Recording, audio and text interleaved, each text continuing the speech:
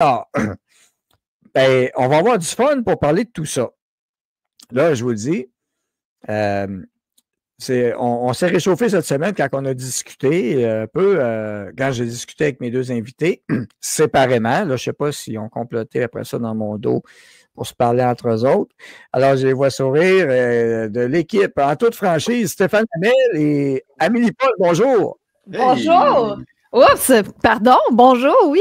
Daniel, moi, je complote pas avec Stéphane, je complote contre lui. Et merci beaucoup. Et je tiens à rappeler que... Un, deux. Ouais.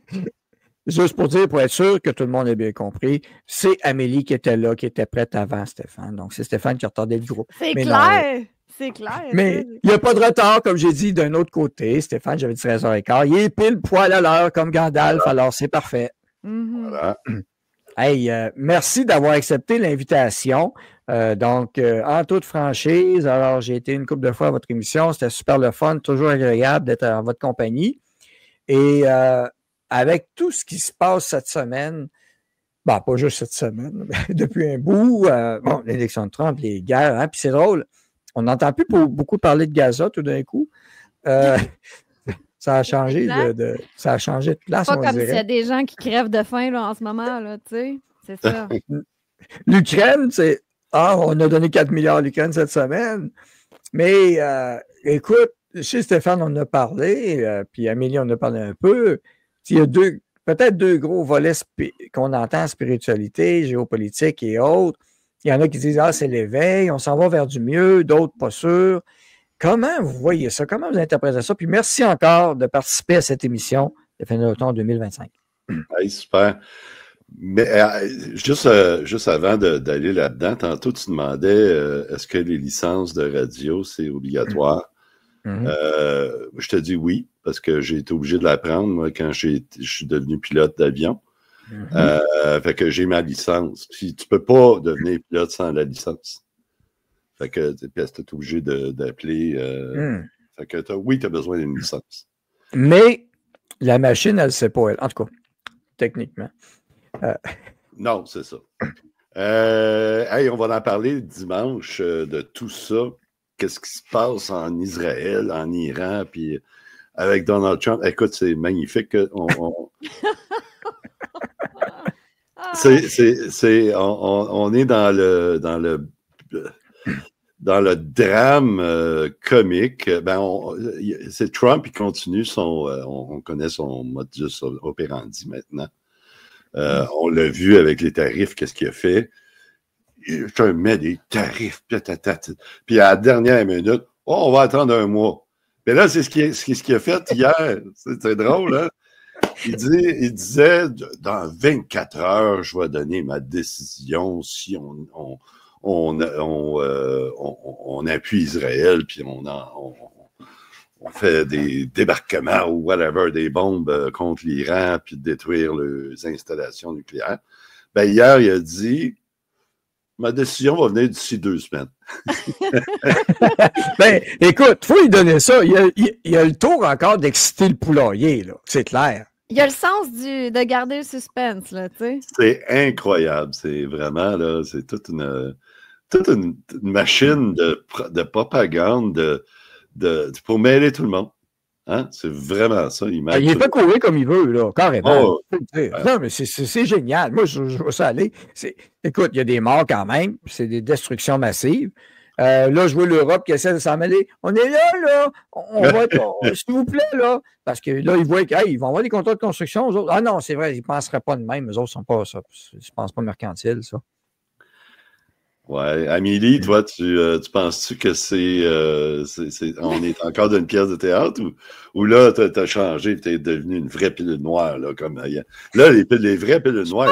Je suis pas une pilule noire, moi. Oh! Voulez-vous que je vous dise que je suis? Les gens ne comprennent pas vraiment. Je m'en fous complètement. C'est ça que je suis. Je suis pas la fille qui dit ben là, je suis déçue de Trump. Je m'attendais à des arrestations. Là, je m'attendais à ce que les méchants soient arrêtés. Non, c'est que finalement, je me suis dit ben oui, c'est toute une pièce de théâtre, puis ils se foutent de notre gueule. Fait que je passe à un autre appel. Tu sais, c'est plus ça. Daniel, tu disais, est-ce qu'on s'en va vers un éveil massif des consciences? Il existe encore des consciences? À la lumière de ce que je vois en ce moment, je vois plutôt, en fait, des gens qui se sont éveillés durant la COVID, puis là, sont en train de se rendormir. C'est ce que je perçois. À moins que ça... C'est peut-être moi qui s'endort. C'est peut-être ça, là, tu sais. Ça dépend de la perspective. Et moi, je reste ouverte à toutes les possibilités. Il faut se remettre en question, puis il faut faire son introspection. Mais ouais, c'est ça. Mais j'apprécie quand même faire les émissions avec Stéphane, puis analyser un peu la pièce de théâtre, parce que ça reste divertissant. Mais il y a quelque chose d'intéressant. Je comprends pas grand-chose à cette guerre-là, je vais vous dire. Donc, j'ai tout le temps hâte aux émissions parce que Stéphane, il suit ça de près. Puis c'est comme grâce à nos émissions que je peux computer un peu. Puis là, je fais mon opinion qui est souvent diamétralement opposée à lui. Mais c'est juste hier qui m'est venu une espèce de flash. Puis là, je me suis dit, OK, donc pour que Donald Trump, il est comme pris, là, si je comprends bien. Il doit agir pour parce que Netanyahou s'attend à ce qu'il le joigne dans cette guerre, mais Trump, il va perdre toute sa base, il va perdre toute la confiance de ses électeurs, puis probablement qu'il ne sera pas réélu aux midterms. Donc, que va-t-il faire? Et moi, dans mon cerveau de complotiste, je me suis dit, bon, ben, ils vont faire une fausse attaque encore à la 911. Mais là, je me suis dit, c'est moi qui ai cinglé, puis après, là, j'ai vu plein de monde. Ben oui, écoute, ça vaut la peine d'aller voir le tweet que tu as fait un matin. J'ai trouvé intéressant. Hier? Oui, hier que j'ai tweeté là-dessus, mais c'est ça. Moi, je l'ai vu un matin, oui, c'est ça. On va le lire. C'est-tu complètement fou? Mais après, j'ai vu plusieurs comptes qui ont le même genre de théorie, fait que je me suis dit, OK, bon, ben, je suis pas folle d'avoir. C'est quoi ta théorie? Attends, on va lire ça. Ouais, vas-y, Daniel. Puis la question se pose. Croyez-vous qu'il pourrait y avoir une attaque sous faux drapeau, false flag, contre les États-Unis pour justifier une guerre contre l'Iran et permettre à Trump de sauver la face? Ce ne serait pas la première fois qu'un choc émotionnel est utilisé pour faire passer une guerre déjà décidée comme nécessaire. On parle de 1898 USS Maine, guerre contre l'Espagne. 1941 Pearl Harbor, guerre contre le Japon. Golfe du Tonkin, celle-là, 64. Golfe du Tonkin, guerre du Vietnam. S'il y en a un dans le tas qui est pas mal le plus sûr, qui est pas mal confirmé, ça en est un. Puis 2001, 11 septembre, guerre contre l'Afghanistan et l'Irak. Il y a encore beaucoup de spéculations sur celui-ci. Toujours est-il que, et comme toujours, on ira chercher le bon vieux réflexe patriotique. Il faut bien défendre notre pays. L'histoire ne se répète pas, elle se recycle. Et dans cette pièce de théâtre, les deux ennemis sont toujours sous contrôle. Alors, moi, je me suis dit que c'est la façon de sauver la face à Trump. Il va dire, ben, j'ai pas le choix, là. Il faut défendre les États-Unis. On s'est fait attaquer. Mais je ne suis pas une experte en géopolitique. Moi, c'est juste une intuition. Moi, je fonctionne aux intuitions. Qu'est-ce que ça vaut pour plusieurs? Pas grand-chose, mais je voulais la partager. Voilà. Stéphane? Je suis complètement à l'opposé d'Amélie. Comme d'habitude. Non, mais en fait, je dis pas que ça, c'est ma théorie, puis c'est sûr que ça va arriver. C'est juste comme, dans le spectre des possibilités, je me suis dit, ça pourrait arriver, non? Oui, ça se pourrait. Voilà. Ça se pourrait. Puis, Daniel, tu m'as mis une photo là, dans ton affaire, là. Hey, t'es allé chercher ça de loin, là. C'est pas moi qui étais là, c'est une collaboration de Dominique qui fouille et il fait ses recherches aussi, qui donne ça. Puis il a trouvé ça, cette photo-là. Moi-même, je ne la connaissais pas. J'étais surpris de la voir. J'ai dit, hey, c'est drôle, il y a une barbe. Ouais, j'étais avec. Je faisais mon néo. Ça te fait bien une barbe, Stéphane? Ouais, ben, une fois de temps en temps, je la. Quand je la. Amélie, est-ce que tu dirais que ça le rend plus sexy quand il met sa barbe? C'est dur parce que Stéphane et moi, on a une relation que c'est impossible de se trouver sexy mutuellement. Ouais, platonique, ouais. C'est très, très platonique, mais je pense que non, mais ça te va bien. Je te dirais, ouais, ça te va très bien. Ah, mais regardons ça, c'est hot, j'avais même pas remarqué, mais je n'avais pas reconnu. Wow, OK, tu pètes le style là-dessus, Stéphane. Ouais, pour moi, tu marques des points, Stéphane. Ton message, pour moi, c'était demain, rose-toi pas. À partir de demain, rose-toi pas. Là, là au moins, je vais amener mon chapeau le 24 à Saint-Georges. Tu vas être là? Ben oui, je vais y aller, c'est sûr. OK. Avant. Puis Amélie, tu vas chanter en plus. Oui, ben ça sera pas la grosse affaire, mais ça va être sur du karaoké, là, des tracks karaoké, puis je vais chanter des petites tunes que j'ai jamais l'occasion de chanter, donc je vais m'amuser un peu, là. Ça va être On chouette. va s'aimer! Ah, mais celle-là, je la fais en show. Non, mais je me gâte, là. Je fais une tune de Ginette Renault. OK. Je chante pas aussi bien qu'elle. J'ai pas Pas nécessairement le même poids non plus. Non, mais c'est tellement une belle chanson que je me suis dit, je vais me gâter, je vais chanter l'essentiel. Commentaire de gars, ça lui fait mieux que la barbe, ça le maigrit. Ah ben voilà. Ah bon, tu vois. Les gars, on peut dire ça. C'est comme si j'étais obèse. Non, mais tu sais, comme Mel, elle aime ça, les petits gars pas trop propres, là. Tu sais, genre avec... Mais pas trop propre, pas trop clean cut, là. J'ai un début, là. Ah ouais. Ah ouais. Hey, mais là, Stéphane, t'en es bien tiré. Avec ce qu'Amélie a dit, false flag ou pas possible, d'après toi? Tu penses que ça pourrait... Tout est possible. Tout est possible. Mais moi, tu sais, ça fait 3 ans qu'on fait ça en toute franchise. Puis, toujours le même thème revient depuis 3 ans, c'est que tous les voyants économiques sont au rouge depuis 3 ans.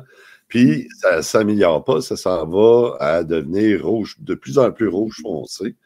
Puis, vous vous rappelez aussi que toute guerre est économique. Hein? Énergie, économie, territoire, ça dépend des fois, mais ou religion, les 4. Ouais, religion, c'est toujours une trame de fond, mais... Le prétexte, si on veut, là.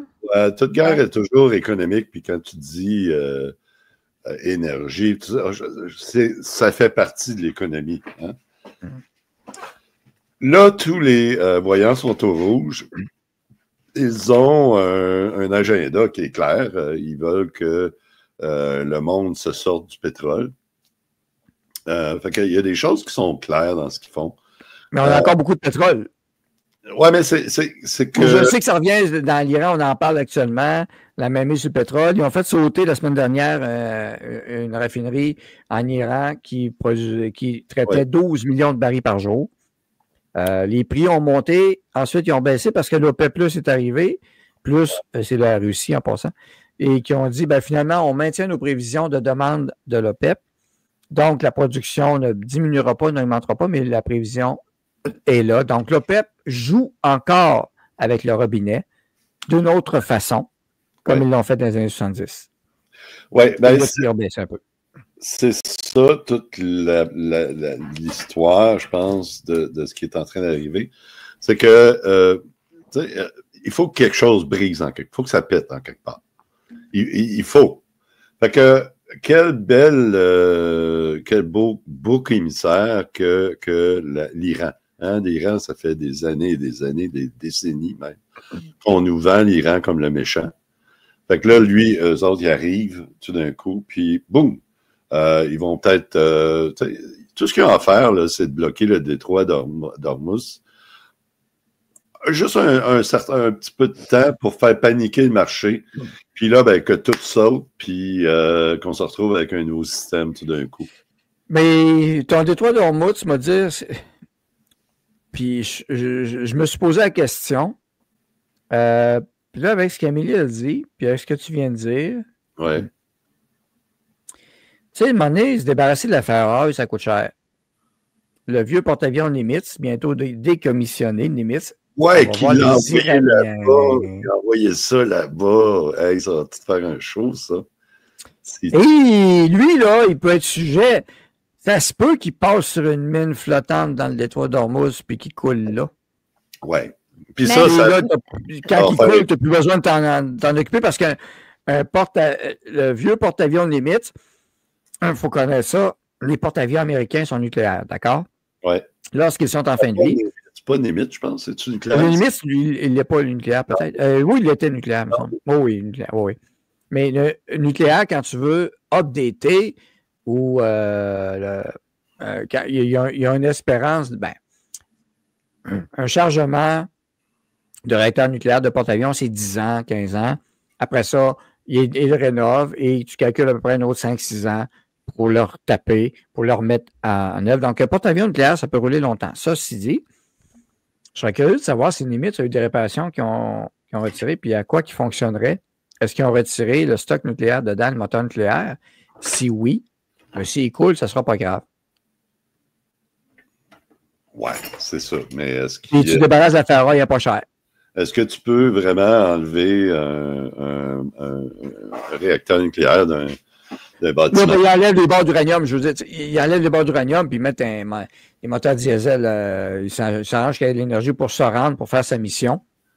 Tu comprends? Puis, mais je ne sais pas si je peux intervenir, mais Stéphane, dans ta théorie, là, ça indiquait pas, là, ça disait pas si les États-Unis allaient s'en mêler ou c'était pas clair, là. Tu as terminé avec ça, puis il faut que ça pète, là. Il faut qu'il y ait quelque chose qui pète. Ouais, mais c'est ça, mais bon, oui, ça d'une pète, façon ou les d'une autre, indicateurs quelque sont chose. au rouge, mais c'est quoi qui va se passer avec les États-Unis là-dedans? Oui, bien, les États-Unis, la même chose, puis il y a plein de choses, eux autres, là, qui sont en train de se passer. C'est que depuis la fin de la Deuxième Guerre mondiale, ils ont le dollar US, qui est la valeur la valeur refuge et aussi les réserves internationales de monnaie. Ça, c'est clair que ça s'en va. Fait que, fait que les États-Unis, il faut qu'ils se sortent de ça, pas parce qu'ils sont obligés, c'est parce que c'est plus bon pour eux autres non plus. D'avoir, tu sais, il y a t'as pas l'air d'accord, Daniel, mais tu fais des grognes, tu fais des grognes. Mais après toi. Non, mais l'ensemble de la situation, je réfléchis en même temps. Ouais. C'est sûr qu'on est dans le flou un peu, mais les indicateurs de nos côtés à la bourse, ils ont été relativement bien malgré tout. Oui, mais tout est bulle. C'est ça l'affaire. Même la bourse, elle est bulle. Le marché immobilier, les bulles. Le marché obligataire, il est bulle. Ouais. Bulle, envole-toi. Tout est bulle. Et puis là, ça fait des années que tout le monde le voit. Puis ils kick the can down the road à tous les fois. Je ne sais pas comment ils font, parce qu'une bulle immobilière, écoute, la bulle immobilière qu'on a, elle est mondiale. Là. Quand ça a pété en 2007-2008, c'était aux États-Unis, hein, seulement. C'était à quelques endroits. Puis le système financier a failli passer. Là, on est bulle multipliée exponentiellement comparé à 2008. Puis ça tient toujours. Ouais. Il y a quelque chose qui ne marche pas. Fait que, puis là, on voit le gouvernement au Canada, ils ont arrêté l'immigration en grande partie. Puis là, dans le dernier trimestre, j'ai vu les données hier ou avant-hier, la population a cessé d'augmenter dans le dernier trimestre. Puis ça, en même temps que Toronto. Oui, mais au Québec, particulièrement, oui, parce qu'au Québec, on sait pourquoi, le 25 à 50. Oui, mais quel est le lien? Attends, laisse-moi finir. T'arrives, tu t'en viens tranquillement. J'arrive. En même temps que Toronto, Vancouver, le marché immobilier est en baisse terrible. Au Québec, ça va encore, mais on va suivre. La bourse, ça va bien, là. Oui.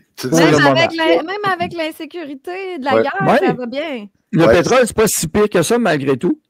Oui. Pour l'instant. Pour l'instant. Fait que mon point là-dessus, puis j'arrive, ben là, pas tout est faux, parce que le prix des maisons, il est vrai. Hein? Les jeuns ne peuvent plus. Mais tu viens de dire que c'est une bulle, puis c'est artificiel, fait que c'est faux. Oui, mais c'est une vraie bulle. D'abord. OK. Une vraie bulle, mais quand même, les prix sont faux. Daniel, même à ton émission, on s'estime. On n'est pas capable. Oui, c'est ça. C'est pas possible. C'est comme des aimants positifs, négatifs qui s'attirent. Tu ne peux pas t'empêcher. Exact. Mon point là-dessus, c'est que la table est mise pour un crash. Puis ils l'ont, tu sais, en faisant diminuer l'immigration. Puis, écoute, votre promenade à Montréal, il y a encore, puis même à Toronto, à Vancouver, encore des tours en construction. Mais là, ça pousse. Ça pousse. Mais là, si la population n'augmente pas, ces tours-là, ils vont rester vides.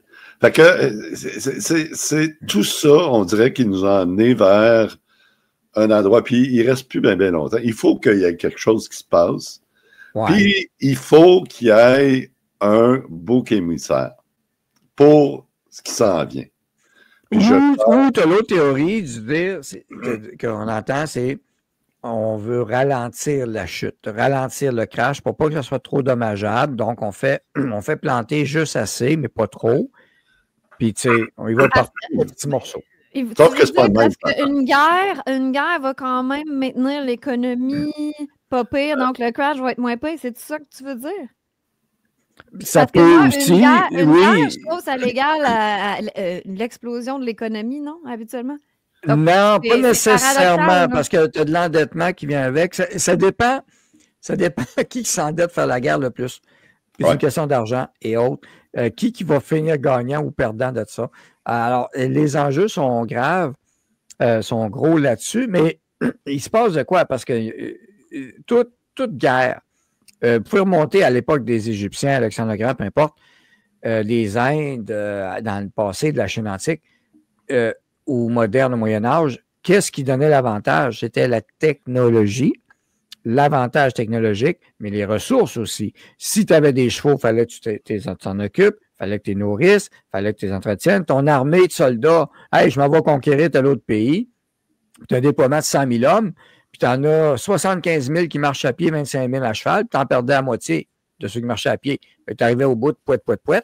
Alors, le déploiement, l'énergie, les Allemands l'ont vécu à la Deuxième Guerre mondiale, comment ils se sont éparpillés, comment ils ont perdu. Les lignes d'approvisionnement ont pété. Les Alliés ont brisé les lignes d'approvisionnement avec raison. C'est comme ça qu'ils ont gagné ces Allemands. Puis ça, c'est le déploiement actuel. Et des bateaux. Et le CVN 68 est ici, là, en bas, là, à gauche. Là. Donc, il s'en va vers le Golfe. Donc, vous voyez, ces porte-avions, les bateaux, les navires de guerre sont en déplacement maintenant, en plus des avions. Donc, il y a un déploiement militaire très important qui se fait. La Chine, dans le passé, avait un enjeu et a encore l'enjeu, quoi qu'ils l'ont contourné tant qu'à moi en pandémie, c'est qu'ils ne pouvaient pas déployer le million de soldats. Sauf si tu as une pandémie, ça c'est ma théorie à moi, puis je la partage depuis 3 ans, tous les avions interdits de vol, sauf ceux en provenance de la Chine. Puis chaque jour au Canada, 4 aéroports étaient ouverts pour les avions de la Chine avec 200-300 personnes chaque jour. Tu veux déployer une armée sans que ça paraisse, c'est un bon moyen. Alors, c'est des façons de faire. Alors là c'est drôle parce que ce que je constate, on voit le déploiement des troupes américaines. On les sait en temps réel. Donc, si moi je le sais, Stéphane le sait, mes auditeurs le savent, évidemment que les dirigeants de tous les pays le savent. Tout le monde sait exactement où sont les avions, où sont les porte-avions, où sont les sous-marins. Les sous-marins, on ne sait pas eux autres. Les autres sont cachés encore. Ça, c'est l'énigme. Mais quand même, on voit les déploiements, puis c'est un peu ce que Stéphane disait peut-être. On force le jeu. On monte. Hey, regarde, là, j'ai 4 heures dans mes mains. Là. Tiens, là, je te les ai, là, ils sont là. 5e, je ne te le montre pas. Je ne te dis pas ce que j'ai. Peut-être que je triche ou pas. Mais j'ai quelque chose d'autre dans ma main. Mais voici au moins mes 4 heures en partant. Puis ils sont là. Fait que oui, pour négocier, c'est peace through strength. La paix par la force, on la montre, on l'affiche. Mais tu veux-tu recevoir un coup de batte de baseball d'en face, puis 2 par 4, puis derrière, un coup de pied en arrière en même temps? Je suis capable de te le donner.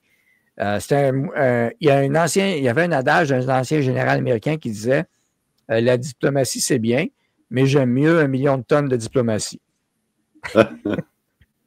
Ça l'aide à négocier.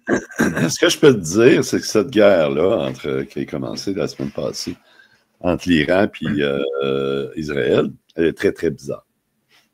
Ouais.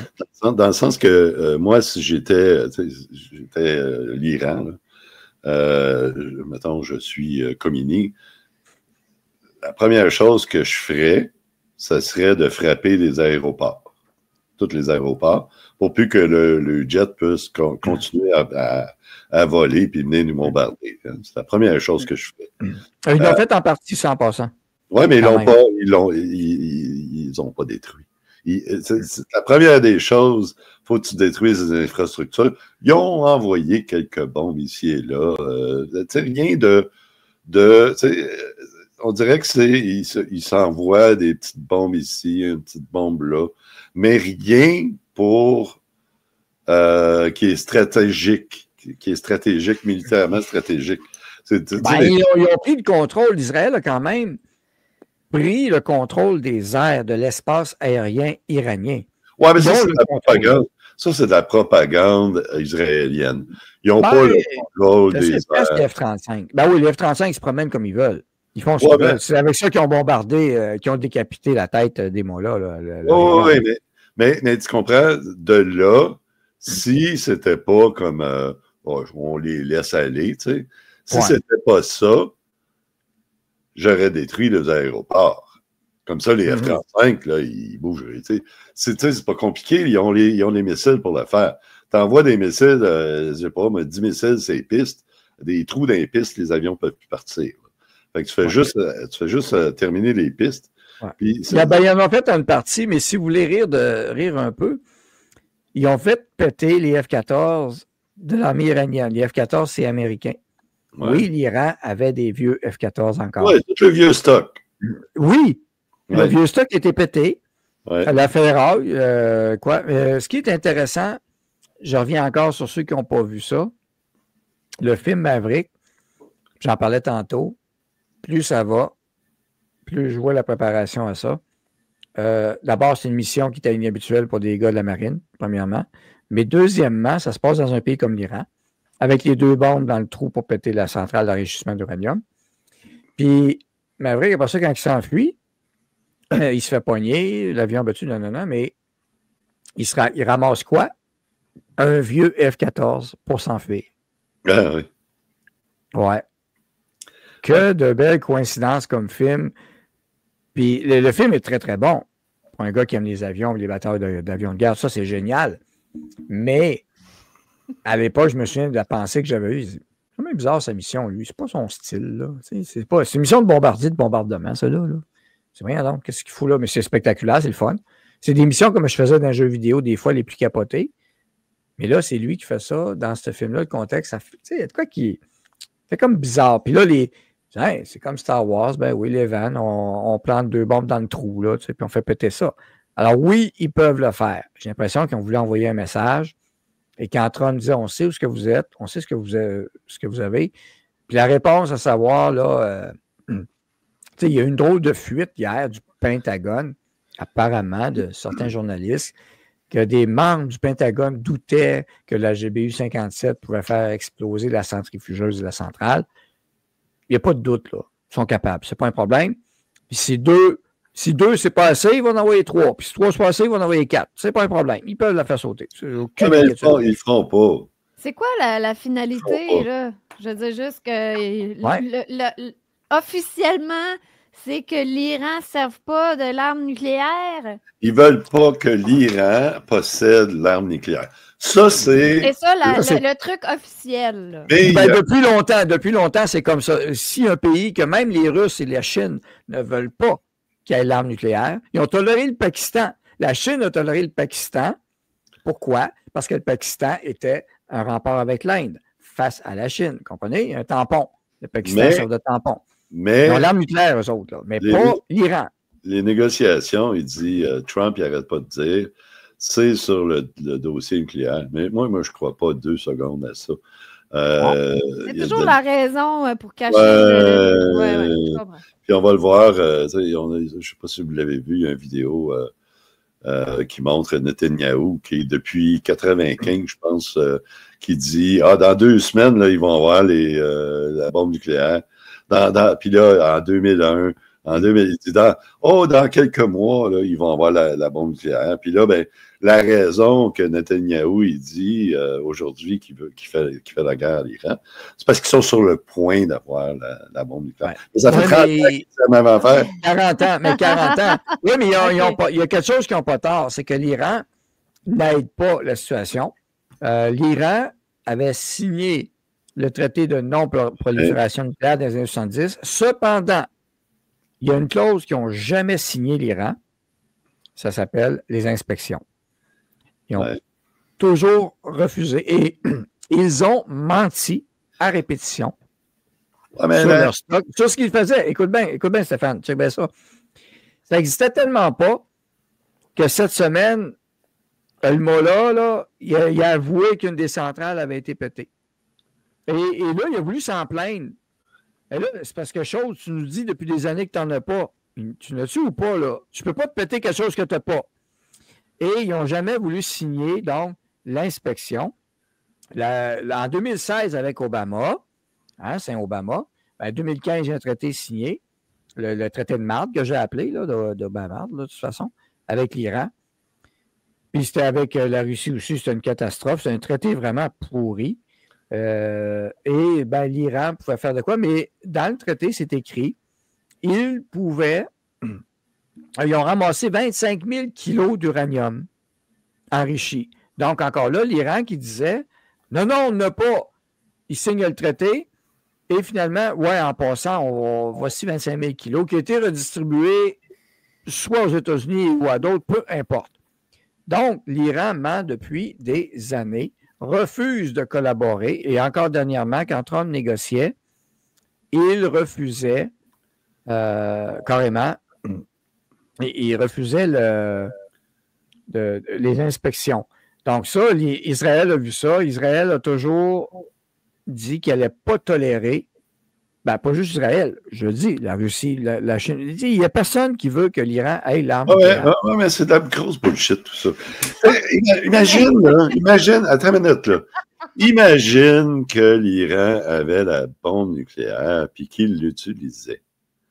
C'est la fin pour ça. Terminé, c'est fini. Tous les pays. Oui, c'est ce que je me dis.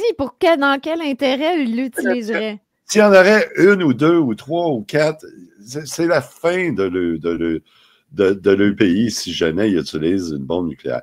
Fait que c'est pas dans leurs intérêts d'avoir une bombe nucléaire, c'est plus dans l'intérêt de la propagande puis de maintenir cette guerre. Cette guerre qui... Cette guerre que l'Iran, c'est les méchants! Ouais, qui va bénéficier. Comme je dis, quand tu as un discours de l'imam Khomeini à l'époque, le pourri, en 79, qui dit mort à l'Occident, mort à l'Amérique, m'a tout vous tuer. C'est de la propagande. Versus Netanyahou, qui est un chic type. Oui. Lui, il est controversé dans son pays, il va débarquer. Mais ça, c'est ce que vous voyez en passant, c'est le deal Obama-Iran, là, OK? Ouais. Alors, les sanctions vont demeurer en place sous le régime, sous le deal. Alors ça, c'était pour rassurer. Obama avait dit, on va faire ça, mais voici ce qu'il y a. On va avoir nos chiens de garde. Puis des sanctions ciblées sur n'importe qui se connecte avec le support de l'Iran au terrorisme, entre autres. Le bout de missiles balistiques qui dérangeait aussi. Les autorités vont sanctionner l'Iran s'ils font des activités pour déstabiliser la région, incluant en Syrie et au Yémen. Ça, c'était dans le pacte signé Obama-Iran. Bien sûr, l'Iran n'a pas respecté aucun de ces points-là. Ils n'ont pas respecté rien de ça. Quelles sont les sanctions que l'Iran a eues? Et c'est ça l'affaire. Ils n'en ont pas trop eu à date. Il y a eu des sanctions économiques. Il y a des blocus économiques en place maintenant, depuis longtemps, là. Ça fait longtemps. Ouais, c'est ça. Dans le fond, c'est juste pelleter des nuages et il ne se passe rien. Mais il se passe peut-être de quoi là. Mais qu'est-ce que l'Iran veut? Attends un petit peu. C'est comme Israël. Là. Combien de fois ils ont été déclarés illégaux par l'ONU, par la Cour internationale de justice, par les États-Unis, par tout le monde? Puis qu'est-ce qui s'est passé? Rien, ils continuent. Ils ont envahi, là, ils ont démoli Gaza au complet. C'est rendu... C'est comme aux États-Unis, tous les méchants n'ont pas de sanctions. Tout va bien. Tout ce qu'ils ont. Un point faux. L'Agence internationale de l'énergie atomique ont visité les installations nucléaires iraniennes à de nombreuses reprises de l'Iran. Oui, puis non. Ils y ont été, vrai, mais ils n'ont pas pu aller là où ils voulaient. Et c'est un peu comme en Corée du Nord d'ailleurs, c'était le même principe. Quand la Corée du Nord disait on n'a pas d'armes nucléaires. Et à un moment donné, là, il y avait l'arme nucléaire. Et l'indicateur qu'il y a eu, c'est des secousses sismiques. Et tantôt, dans le chat, quelqu'un me posait la question, Daniel, il y a eu des tremblements de terre de 4 dans ce secteur. Ça peut-tu être des tests? Oui. Ou autres. Ou des centrales pétées. Donc, l'Agence d'énergie atomique n'a pas pu inspecter ce qu'ils voulaient, puis les installations ciblées, ils n'ont pas pu le voir non plus. C'est pas vrai. Regardez. Regarde ce que Tulsi Gabbard a dit, là. C'était que, puis ça, c'était en mars qu'elle l'a dit, ça fait pas si Tulsi Gabbard, ouais. Elle a dit que l'Iran n'avait pas l'arme nucléaire, puis n'était pas. Puis suite aux inspections de l'agence d'énergie atomique, ils ont conclu qu'ils n'étaient même pas prêts de l'avoir. Fait que, puis là, tout d'un coup, ça c'était en mars, tout d'un coup, là, tout le monde s'en réveille d'abord. Oh, ils sont sur le bord de l'avoir.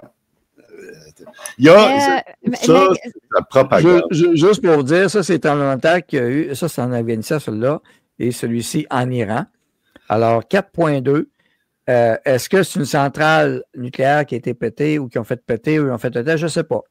Il faudrait voir la signature. L'autre est en Afghanistan, dans les montagnes. Alors, ça reste à voir. L'Iran est déjà une terre reconnue pour ses tremblements de terre naturellement. Mais l'emplacement, il y en a 5 grandes bases. Tu sais, c'est ça. Ça reste à voir. Trump a effectivement déchiré l'accord d'Obama, avec raison, parce que c'est un accord pas bon. Hein.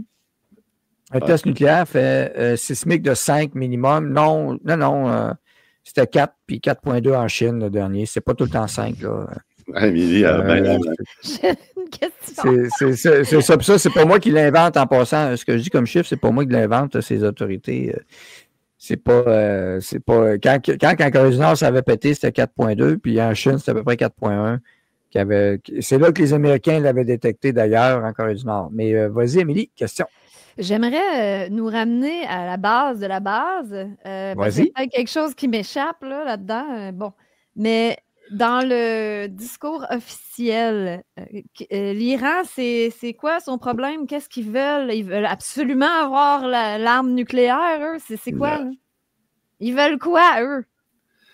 À part le mort à l'Amérique, mort à l'Occident, qu'est-ce qu'ils veulent, là? Attends, mais là, je veux dire, comme Stéphane dit, c'est de la propagande. Je ne peux pas imaginer que les Iraniens qui vivent leur vie paisiblement veulent la mort à l'Amérique. Personne ne va me faire croire ça. Là. Non. C'est un jeu de propagande. La plupart des gens, effectivement, les Iraniens veulent la paix. Ben, ils ont connu la guerre Iran-Irak. Tout le monde veut la maudite paix. Le petit peuple veut la paix. Il y a juste les élites qui font cette propagande-là pour nous monter les uns contre les autres. Là. Il y a des changements de régime qui s'en viennent. Puis peut-être que ces deux-là, c'en est des exemples. Israël, mets-toi dans la peau des Israéliens, là. Eux autres sont habitués de bombarder les autres, mais ils ne sont pas habitués de recevoir des bombes sur la tête. Là. Fait que là, le sentiment là-bas ne doit pas être extraordinaire contre Netanyahou. Là. Sûrement que faites durer ça encore un petit peu longtemps. Là. Oui, moi, je dirais à Mike Carney, prends ton trou, écrase, puis sac-nous patience. Oui, c'est ça. C'est la même chose que en Israël, à un moment donné, ils vont se soulever et vont dire c'est assez typique, là. Bibi, crisse ton camp, parce que sinon, nous autres, on va te faire crisser ton camp. L'autre côté, en Iran, c'est exactement la même affaire qui est en train de se passer. Les Iraniens, ils n'en veulent pas de guerre. Eux autres, là, ils regardent l'Amérique, ils regardent comment l'Occident est. Eux autres, ils sont ouverts au monde. Ils veulent s'ouvrir au monde. En Iran, on parle beaucoup des mollahs et tout ça, mais il y a eu beaucoup de relax dans les quelques dernières années. Les femmes peuvent se promener dans la rue sans voile maintenant. C'est récent parce que il y a 2 ans, ils ont tué une couple.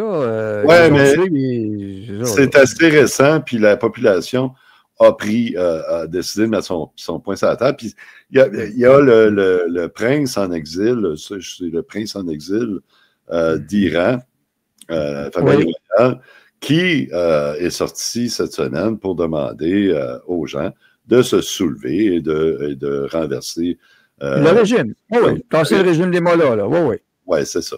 Fait que est-ce que c'est pas ça qui est en train de se produire, des changements de régime? par le peuple, parce que faut se rappeler aussi en Iran, l'Iran en 79, là, c'est pas les États-Unis qui ont changé le régime.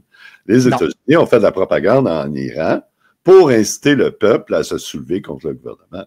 Donc, c'est le peuple. C'est parce qu'ils ont raté le rendez-vous avec le Shah d'Iran à l'époque, qui était un Iran moderne, une Perse moderne, très, très, très forte.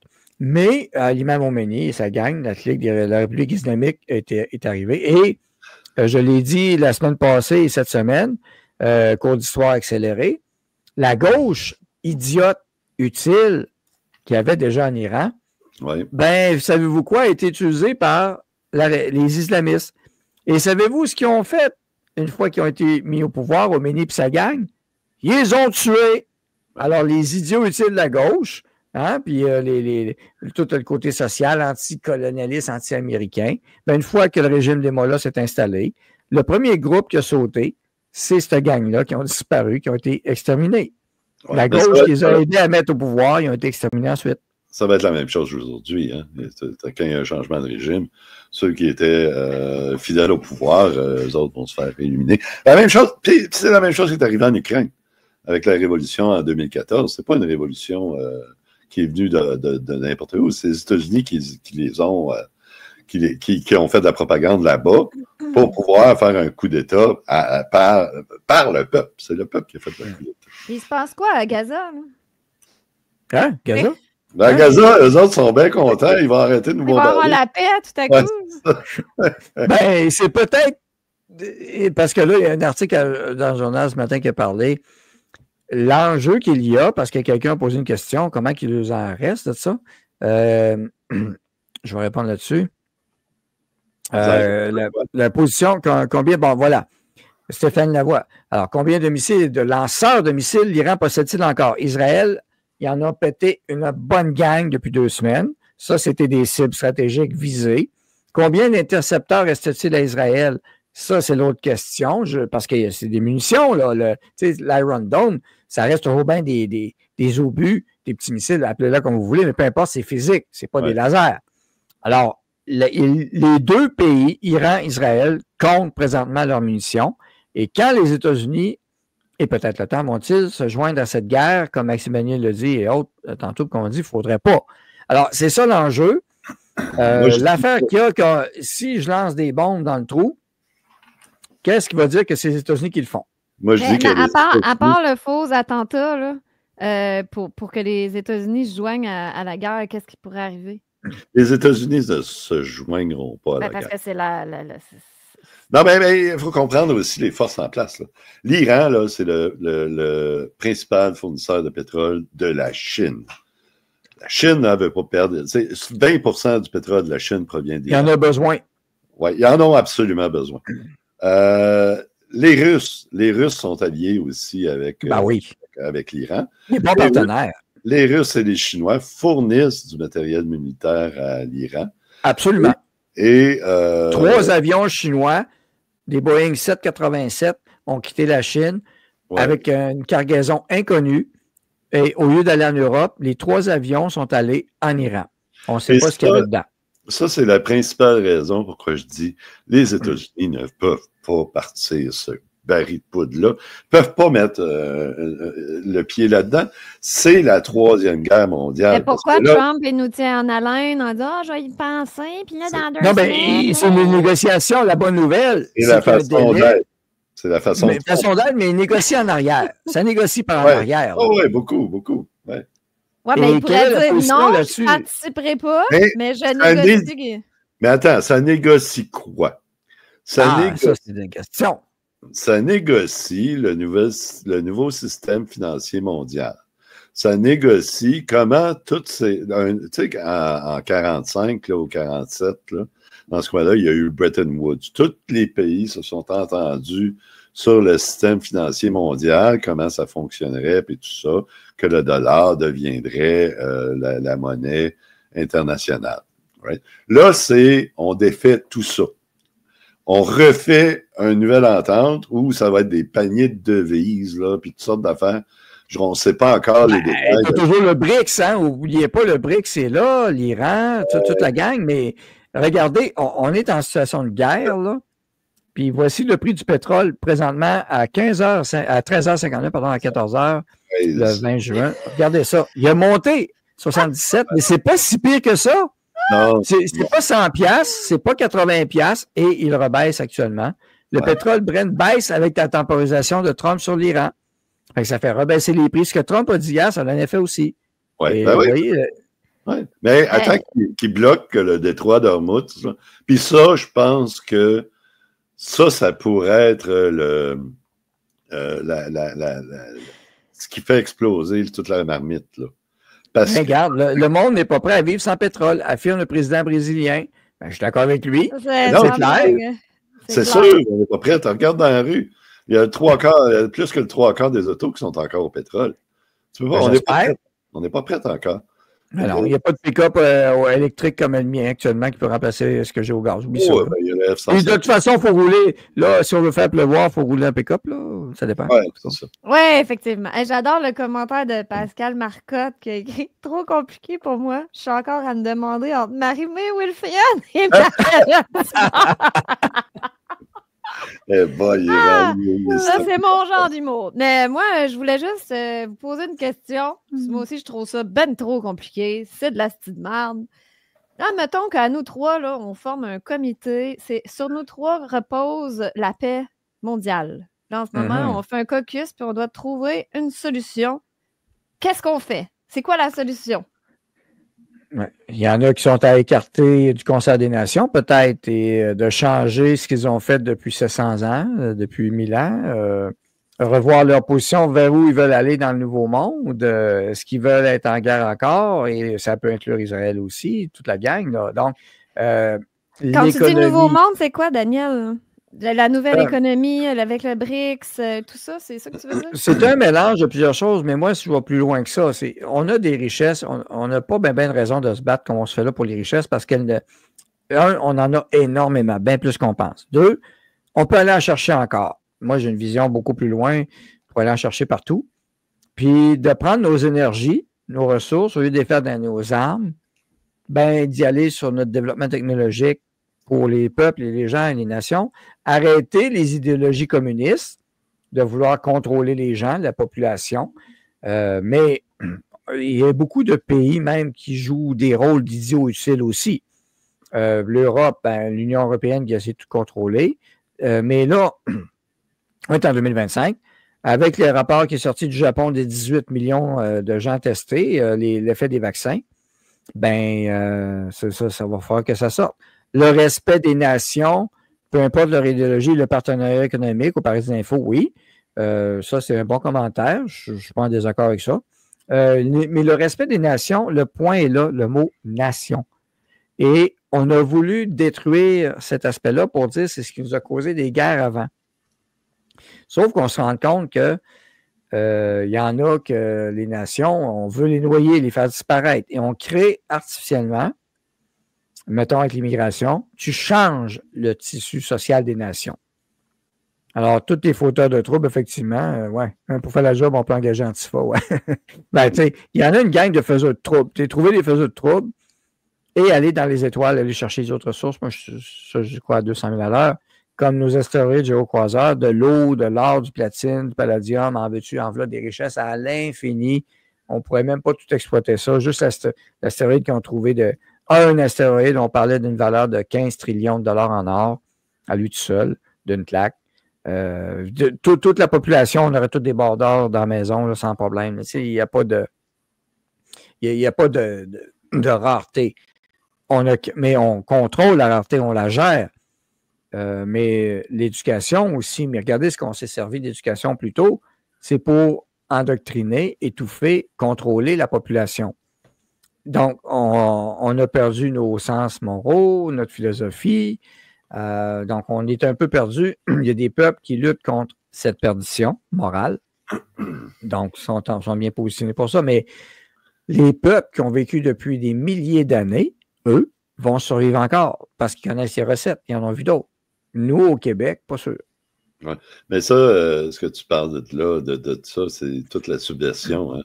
Puis, il y avait un Russe qui avait fait une vidéo dans les années 80 sur Facebook. Je ne sais pas si tu l'avais vu, je ne me souviens pas du nom. Mais lui, il avait tout décrit la subversion. Quand tu veux prendre le contrôle du pays, qu'est-ce qu'il faut faire? Puis ben, c'est exactement ce qui se passe aujourd'hui. Pourquoi ils font ça? Ben, il faut changer de système. La dernière fois que ça s'est passé, c'était bien plus grave que ce qu'ils ont fait. Ben, peut-être qu'on va s'en aller aussi grave que ça, là, mais la Deuxième Guerre mondiale, là, c'était voulu, ça, là. C'était pas quelque chose qui est arrivé par hasard. Hein? Il y a eu une grosse préparation. Il y a eu une montée en puissance de plusieurs choses. Il y en a qui ont laissé aller, ils le voyaient, et ils ont laissé aller. Puis le changement qui est survenu suite à ça, c'est l'urbanisation. Hein? L'urbanisation de tous les pays. Tous les pays, en même temps, que ce soit au Canada, aux États-Unis, en France, partout, tout le monde est arrivé dans les villes. Tout le monde est parti des campagnes et est arrivé dans les villes. Ils ont fait ça avec la Chine dans les 25-30 dernières années. Ils ont construit des villes absolument gigantesques en Chine. Fait que l'urbanisation, là, c'était le but de tout ce système-là. Là, c'est terminé. Hein? On est pas mal tout urbain, puis il reste des petites campagnes ici puis là, mais je pense que à peu près tous les pays au monde, à part l'Afrique, là, sont rendus urbanisés. Oui. Mais même en Afrique, les grandes mégapoles africaines poussent, ils ont concentré dans les grosses villes la population. Ouais. Et effectivement, le point agricole, c'est un modèle qui va.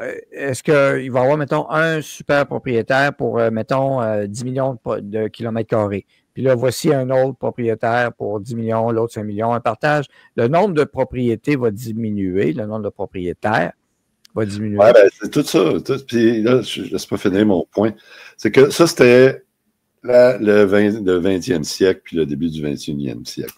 Là, on arrive dans un autre monde où le changement qui arrive, qui s'en vient, est aussi dramatique. Hein? Là, on s'en va avec l'intelligence artificielle, la robotique, où, à un moment donné, après un certain temps, il n'y a plus personne qui va travailler. Fait que ça va créer complètement une nouvelle société. On va se trouver c'est sûr que les gens vont se trouver des nouvelles activités. Ouais. Il y en a qui arrêtent de ça, pas travailler. Wow. Non, mais c'est pas tellement de pas travailler. C'est parce que tout le monde va avoir des activités, j'en suis convaincu. Sauf que les activités, les anciennes théories de Marx et économiques, les anciennes théories économiques où toute valeur provient de l'humain, hein, du travail humain. C'est plus vrai, ça sera plus vrai. Donc là, on a toute une révolution sur les bras là, qu'il faut gérer. Puis c'est ça, je pense, qu'on est en train de mettre les bases là-dessus. Puis pour répondre à ta question, Amélie, si j'étais un négociateur, je ferais exactement ce qu'ils font. Faire de la merde pour le peuple, propagande, où que le monde ne sauront pas ce qu'on fait. Puis de l'autre côté, négocier en privé un nouveau système financier, un nouveau système économique. Puis, on va revenir aux métaux et autres. Là. Hein? On va revenir aux métaux précieux, peut-être. La valeur des métaux précieux, je pense. Non, je pense pas. Je pense pas. Je pense pas parce que imagine là, si c'était l'or qui était la valeur sous-jacente.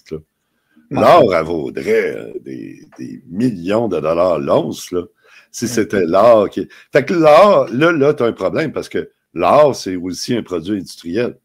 Fait que tu peux pas baser ton économie sur un produit.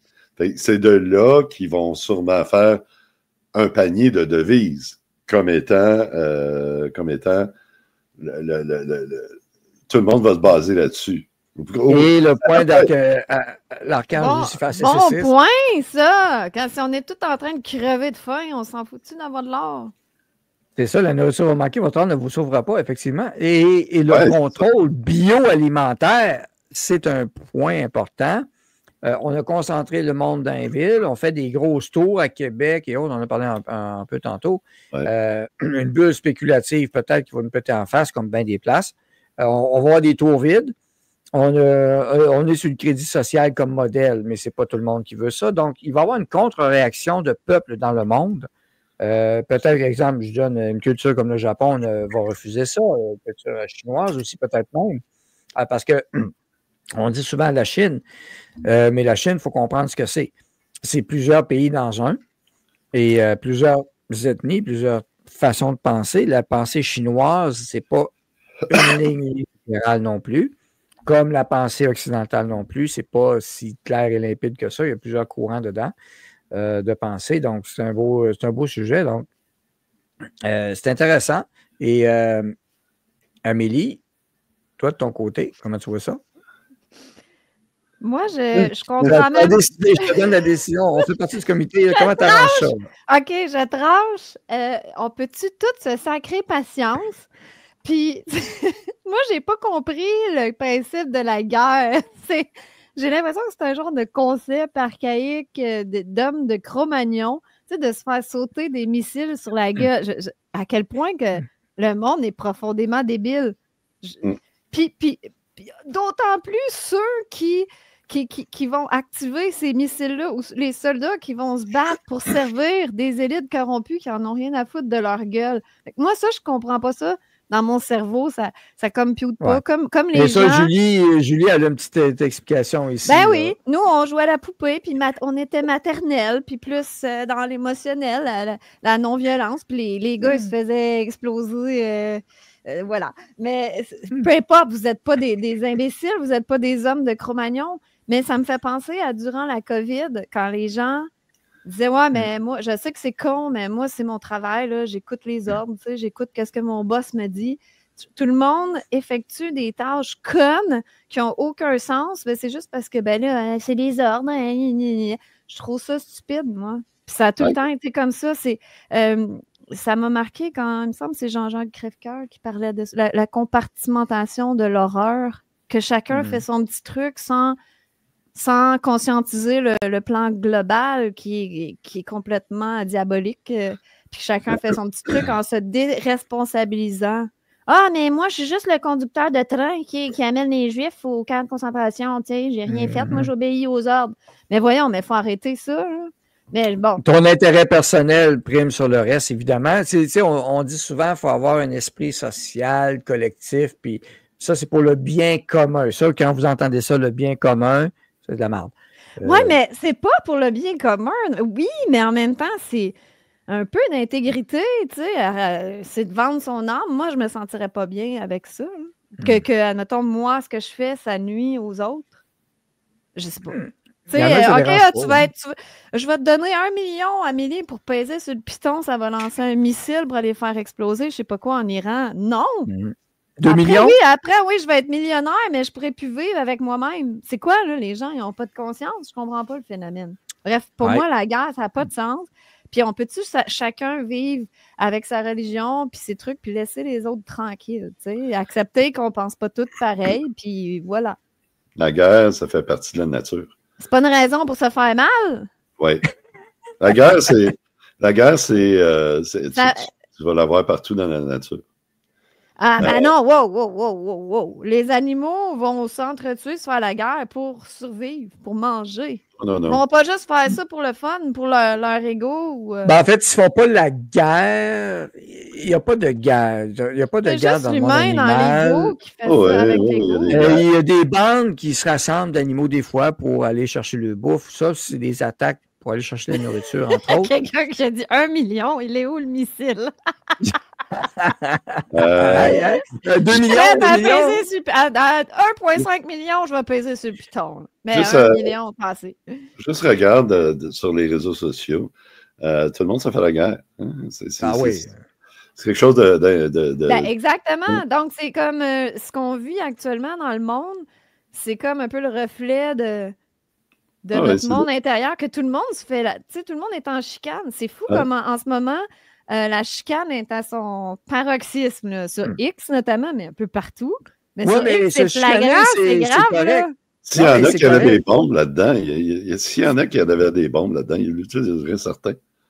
Ben, c'est vrai que c'est correct de s'ostiner sur les réseaux sociaux, mais en même temps, on a la liberté d'ignorer. On n'est pas obligé, nous, de renchérir aussi. L'autre, il a maintenant, il va se tanner de se frustrer, tout ça. Ou on peut juste bloquer, puis c'est réglé.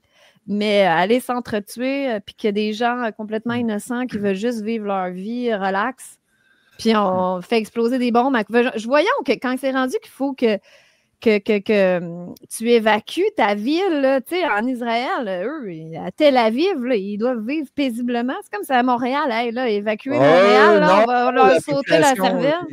Ils commencent à trouver ça dur à Tel Aviv aussi. Ils commencent à trouver ça. C'est ce que je dis, Crème. En tout cas, j'imagine qu'il ne doit plus avoir grand monde là en ce moment. Je ne sais pas si on va évacuer. Oh non. Fait qu'eux, ils attendent comme qu'est-ce qui va bien se passer? Non, ils sont dans un bunker. La guerre. C'est-tu le fun? Moi, je suis très La guerre aussi a une utilité de destruction et de reconstruction.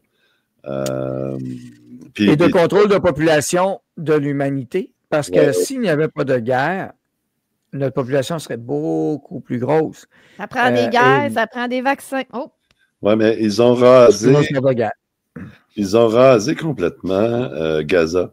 C'est pas une coïncidence, c'est pas un hasard des choses. Oups, on a rasé. Non.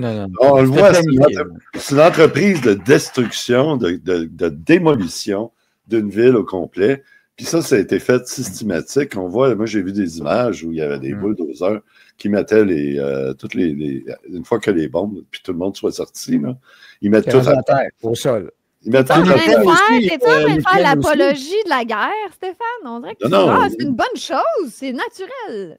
Non, c'est pas ça que je dis. C'est pas ça que je dis. C'est peut-être une fonction cachée qu'on a, je ne sais pas, qui est malsaine. Eux autres, ils vivent dans ils vivent dans une autre réalité que nous. Ils ont ils se sont donné le mandat de faire du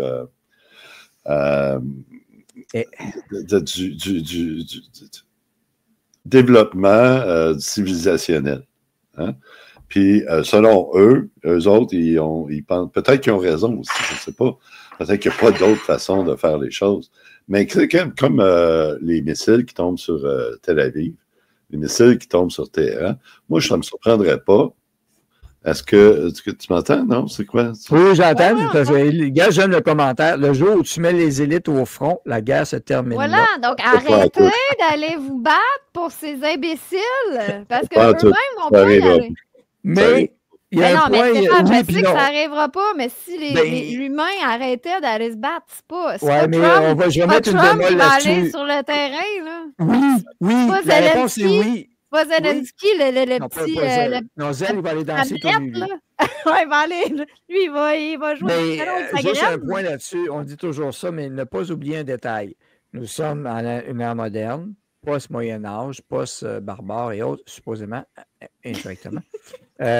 Mais à l'époque, les dirigeants étaient au front. Ah oui, mais c'était des vrais leaders. Ben non, mais c'est ça, je veux dire, c'est que c'était pas des poules mouillées. Là c'est plus des leaders qu'on est. Ce même phénomène-là, ça serait encore pire. Parce que si aujourd'hui, quelqu'un allait vraiment au front et qui en sort gagnant, ça serait le dieu et le boss total de la planète. Oui, tu comprends? à ce moment-là, je pense qu'on mettait... il y avait des gens peut-être qui s'auto-proclamaient dictateurs au roi ou on les mettait là, mais c'était des vrais leaders avec des vraies couilles. Là c'est des marionnettes pour servir des intérêts de plus haut. C'est pas des gens qui vont aller sur le champ de bataille pour leur patrie. Mais quelqu'un qui a des couilles va y aller dans un champ de bataille versus les pas de couilles qui essaient de se cacher. Qui a des couilles en ce moment, là, le leader d'un pays qui irait sur le champ de bataille, tu penses? Mike Carney, ça, lui, sûrement, il irait. Non. Trump irait sur le champ de bataille. Trump! Il est trop vieux. Hey, il s'est fait tirer. Ouais, mais il y avait 25 gardes du corps autour qui l'ont ramassé. Penses-tu que ça l'arrêterait aujourd'hui d'aller sur un champ de bataille, si on pose la question? Moi, je pense qu'il serait capable d'y aller. Est-ce que tout le monde voudrait y aller avec lui? C'est une autre question. Est-ce que Macron irait? Mettons, il va aller se battre contre qui? Non, mais contre l'imam. Netanyahou, ils sont des amis. Oui, mais moi, je dirais, puis Maxime Bernier était dans les marches anti-mesures, effectivement. Macron, il reste caché, Mac Croquette. Mais Brigitte, elle irait, Brigitte, elle est hot. Elle a mis Ouais, des couilles. si on enverrait, moi, je serais pour faire comme dans Astérix, le combat des chefs. Ça déterminait, tu fais le combat dans le ring, les chefs qui se battent, là, sa gueule, tapez-vous sa gueule, puis on garde le gagnant comme chef. Ça, c'est une bonne solution aussi. En tout cas, anyway. Je disais, peut-être que les bombes qui tombent à Tel Aviv, puis à Téhéran, peut-être que c'est tout entendu. Regarde, ce building-là, je vais-tu le mettre à terre? Ce building-là, je vais-tu le mettre à terre? Parce que j'ai un plan d'urbaniste, un nouveau plan où je veux pas de building là. Puis peut-être ils sont tous arrangés ensemble. Comme ils ont fait à Gaza. Ils ont dit, à Gaza, on va... c'est tellement bordélique, cette ville-là. On va tout mettre à terre, puis on va rebâtir. Sûrement que les plans de la nouvelle ville sont déjà faits, là. On a même la compagnie qui a le contrat. Ouais, c'est ça. Fait que... Les gars, pour 1 million, allez-vous peser sur le piton pour lancer le missile? Non. C'est pas moi qui est spécial, là. Je veux dire, Stéphane, tu vas pas peser sur le piton. Quoique Stéphane, des fois, ça se pourrait. Y a-tu quelqu'un dans le chat que pour 1 million, il n'y en a rien à cirer, il pèse sur le piton, le missile qui s'en va faire exploser. Mais c'est pas. Si j'avais à le faire, ce serait pas pour l'argent ou le million. C'est pour peu importe des décisions, guerre ou autre, une décision à prendre à un moment donné. Si tu es un chef d'une armée, puis tu es chef d'un pays, tu as une décision à prendre, oui ou non. Et c'est ce que Trump a décidé présentement, oui ou non, comme Hiroshima, Nagasaki. Alors, Truman a eu la décision à prendre, est-ce que je l'envoie ou pas, oui ou non. Puis, il y a peut-être des tests à faire, anyway. Mais ils l'ont fait. Alors, il y a quelqu'un qui a décidé à un moment donné de le faire. C'était pas pour $1 million. C'était pour d'autres intérêts. Alors, et c'est eux qui vivront avec la conscience d'avoir payé le piton ou pas après. C'est tant pis pour eux autres. Comme hier, j'ai expliqué, avant le film Le Day After, l'Union soviétique était déjà en perte de vitesse dans les années 80. Il avait mangé une volée justement en Iran, d'ailleurs, en envoyant toutes les armes aux Iraniens au moment-là contre l'Irak. Ben, ils ont vu le film, puis il y a vraiment des généraux dans l'Union soviétique, puis un petit peu aux États-Unis, mais moins, mais surtout en Union soviétique, qui étaient convaincus dans leur stratégie qu'on frappait les premiers. Il y avait un hiver nucléaire, mais on se préparait pour rester à l'hiver nucléaire, nous autres, puis que les impacts ne seraient pas si pires, puis qu'ils allaient pouvoir vaincre et occuper le pays ensuite. Ils pensaient vraiment de cette façon-là, ces généraux-là. Puis c'est carrément Gorbatchev à un moment donné qui s'est assis, puis on regardait ça a été présenté, puis avec Reagan aussi. Puis la guerre des étoiles, c'était but pour épuiser l'économie de l'URSS. Quoique j'ai un doute là-dessus maintenant avec ce que je vois aujourd'hui, en fait, ça a servi de couvert pour bâtir les équipements guerre des étoiles pour vrai, en passant, qui sont là. Le projet Thor, par exemple, qui est en orbite. Donc, il y a toutes sortes de façades, il y a toutes sortes de choses qu'on ne voit pas. Beaucoup d'espionnage, de secrets encore. Je pense que ça, c'est un des problèmes qu'il y a. Là, tu as l'Europe qui veut négocier diplomatie. Depuis des années, l'Union européenne est en guerre contre tout le monde, influence partout, Ukraine, Russie, puis ils veulent mettre à genoux la Russie. Ils voulaient mettre à genoux le Moyen-Orient puis Israël. Ils ont joué sur tous les tableaux possibles, mais l'Union européenne, finalement, ils ont de la cave. Et là, tout d'un coup, ils se prêtent comme des diplomates. Qui va les croire? Alors, telle est la question, mais en terminant, je vous pose une bonne question. Depuis une couple d'années, je le dis, il y a une remontée de la monarchie dans le monde, particulièrement des monarchies européennes. Et cette année, ce mois-ci, là, ça monte encore plus. Alors, d'après vous, est-ce que ça va revenir et est-ce que ça devrait revenir? Alors, est-ce que les peuples seraient d'accord avec ça? Amélie, je commence avec toi. Non et non. Dans tes deux réponses. Ah oui, c'est correct. À part en Angleterre, je ne vois pas un grand engouement par rapport à la monarchie. Puis je pense que c'est juste ça a été exacerbé avec la propagande, la pub, puis les potins. Mais comme par exemple en Belgique, il n'y a aucun intérêt pour la monarchie. Puis je crois qu'ici, on s'en fout complètement. Bref, je ne verrais pas l'intérêt, mais peut-être qu'il y a quelque chose que j'ai manqué. C'est pas quelque chose... auquel j'ai pensé. Donc, peut-être que Stéphane, il va me faire allumer sur un point, mais je ne vois pas quel est. Ah oui, c'est sûr. C'est parce que là, Stéphane, lui, il a voué allégeance au roi. Fait que, lui, il va dire oui. Ah, ben c'est sa parole, Émilie. Je vais te donner un. Parfait. Et on passe à Stéphane. Non. Moi, c'est non. Non et non, parfait. Et Stéphane, de ton bord. Moi, je vais te dire, j'espère que oui. Sur une forme différente, peut-être. Une nouvelle forme de république, mais avec les mêmes principes en arrière. C'est-à-dire d'avoir des méthodes ou des façons de... comme dans les anciennes sociétés grecques ou romaines, où il y avait des écoles de mystère qui étaient ouvertes au grand public. Puis ceux qui faisaient le plus de progrès dans cette école de mystère-là ouverte allaient dans celle qui était fermée et allaient tout faire le programme du philosophe roi de Platon. Oui. Est-ce là, que... Là, je te le dis, Stéphane, tu en as perdu plusieurs rapidement. Reviens un peu, réexplique le concept du philosophe roi un peu. Parce que c'est pas tout le monde qui est au courant de ça. Il faut avoir les cours pour ça. Oui, bien, faudrait, pour le comprendre parfaitement, il faut relire La République de Platon. Ah, faites pas ça, vous allez vous tirer une balle dans la tête. C'est probablement le meilleur livre que vous avez jamais lu. Il a raison, Stéphane a raison. Et qui va vous amener beaucoup il va vous amener beaucoup de réponses sur notre société actuelle, parce qu'elle a été basée sur tous les écrits de Platon et Solon et tous les premiers philosophes grecs. Notre société est une copie tentative de copie, en tout cas, parce qu'on ne respecte pas l'esprit de Platon, puis encore moins Machiavel non plus. Excuse-moi, quand je ris, c'est que je ris des commentaires des gens. Mais continue. Le problème avec notre société, justement, c'est que tout ce concept-là de la République n'est plus valide aujourd'hui. Il n'a plus, si tu regardes dans les gouvernements, c'est un chum. Hein? C'est plus toi, tu es le meilleur pour faire. D'accord.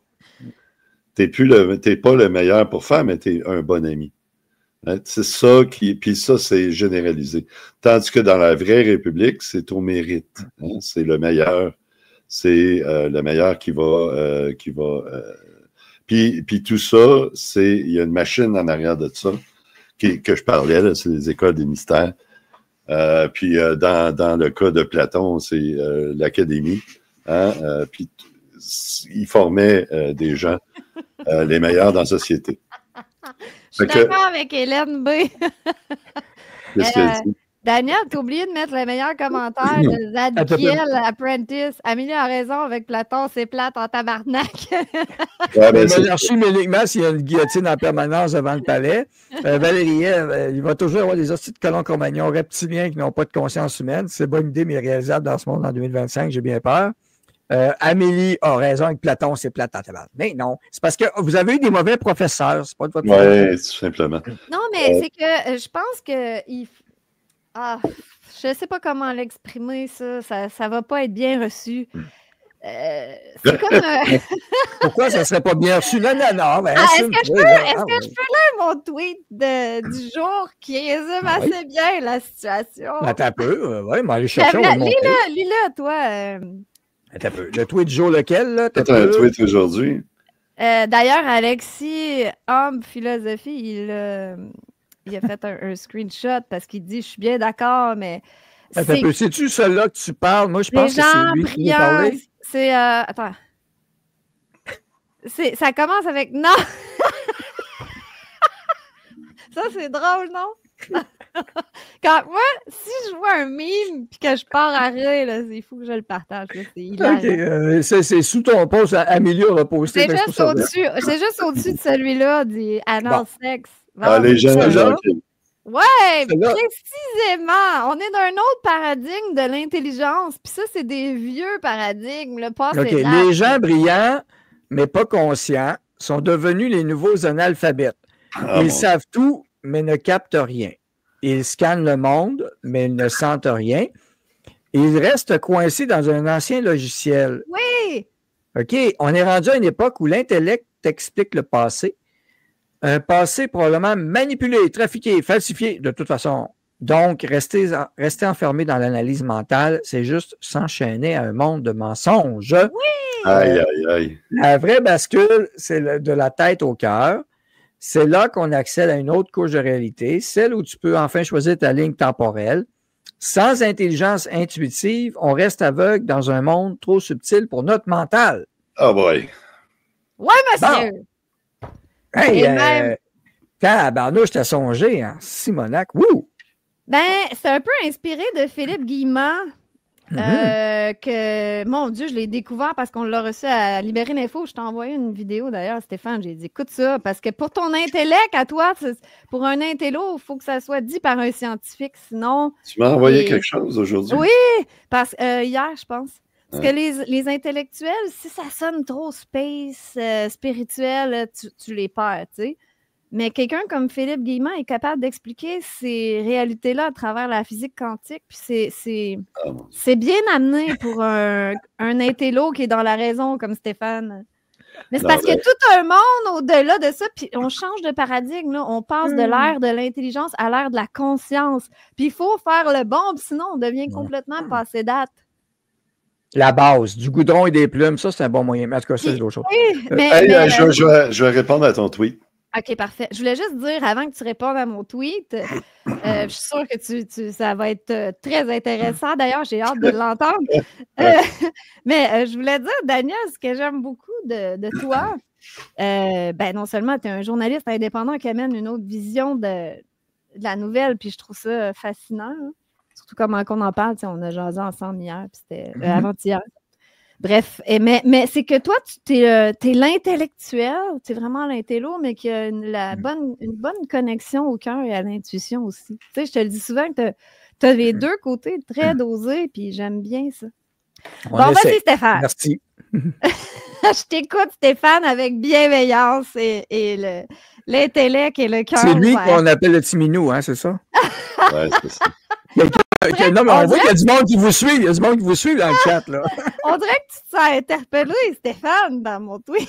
Non, Ah, pas ok. tout. C'est parce que il n'y a rien de surprenant. Je connais ta façon de penser. Ben oui, Puis tu prêches pour ta paroisse qui est le ressenti et l'intuition. Ouais. Non, Et je ne tu pas pour ma paroisse. Attends, laisse-le parler, c'est ça. Faut laisser parler. Je vais essayer de fermer ma gueule. Ouais, parce que tu vas se faire chicaner même dans le. Ouais, j'avoue, là, je vais passer au Non, mais c'est parce que je veux entendre ce que Stéphane va dire là-dessus, Oui. parce qu'il y a eu des réactions quand j'ai lu ça. Je voyais que, il y a quelque chose qui touchait. Là. Ça touchait une corde sensible quelque part. Vas-y, Stéphane. Vas-y, Stéphane.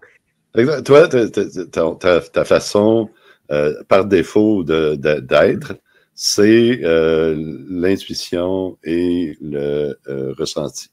On le sait depuis longtemps, hein, c'est clair, puis tu n'arrêtes pas de le dire.